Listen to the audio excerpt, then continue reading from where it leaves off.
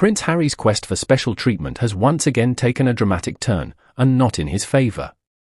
Fresh off the heels of his courtroom defeat in the UK over state-funded protection, the Duke of Sussex is now reportedly grappling with the sudden withdrawal of his private American security detail. According to sources close to the situation, Harry has been left stunned and rattled after his high-priced US protection team backed out, citing unresolvable complications following his Ravec security case loss in the UK. What was once a carefully curated narrative of royal rebellion and newfound freedom in sunny California now looks more like a cautionary tale of privilege, paranoia, and poor decisions. Once admired for his candidness and military service, Prince Harry has become a lightning rod for controversy, his public image fraying with every passing interview, book deal, and legal battle. And this latest twist only deepens the perception that he is a man at odds with the consequences of his own actions. The recent Ravec ruling in the UK dealt a massive blow to Harry's long-running demand for taxpayer-funded police protection during his visits to Britain. The court made it abundantly clear, stepping down as a working royal comes with real consequences, and access to elite metropolitan police security is not a lifelong entitlement. For Harry, who claimed the UK was too dangerous for him and his family without state security, the verdict was both humiliating and final. But what came next was even more shocking.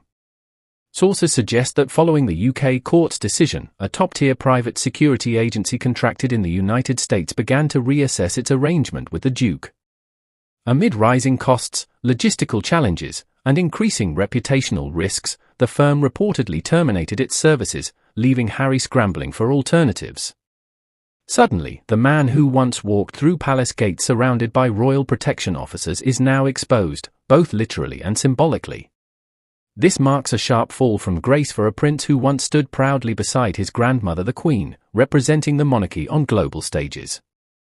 But the version of Harry we see today is vastly different.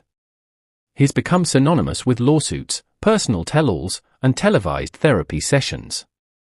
Critics argue he has shifted from a brave, relatable figure to one caught in a perpetual cycle of victimhood, dragging his royal ties through the mud while demanding to keep the perks. And then there's the Meghan factor. Many believe Harry's descent into this chaotic version of himself accelerated the moment he married the American actress-turned-duchess. Together, the Sussexes have turned public grievance into a multi-million-dollar industry. From their Oprah interview to the Netflix docuseries and Harry's ghost-written memoir Spare, the couple's primary currency has become scandal and self-pity. Their claims of injustice, racism, and emotional neglect are often vague, unverifiable, and deeply damaging to both their family and their credibility. In a cruel twist of irony, it was Harry's own words that helped justify the UK court's rejection of his security demands. By publicly distancing himself from the monarchy and declaring his independence, he weakened the very argument he used to seek government protection. The court found that he cannot pick and choose royal privileges. If he wants to live as a private citizen in California, he must face the same rules and risks as any other ex-royal. Now, stripped of both British taxpayer-funded protection and American private security, Harry appears to be cornered. His efforts to carve a new life for himself as a global humanitarian and thought leader are being eclipsed by the chaos he seems to generate wherever he goes. And his insistence on legal battles over perceived slights only feeds the growing sentiment that he is more obsessed with headlines than healing. What's more, his deteriorating ties with his family in the UK show no signs of repair. Prince William is said to have given up on reconciliation, and King Charles, battling health issues, has little time for Harry's transatlantic grievances. Even the Queen, during her final years, was rumoured to be deeply saddened by Harry's behaviour, but unable to stop the downward spiral he'd committed to. As Harry faces this new security vacuum, the question becomes, what now?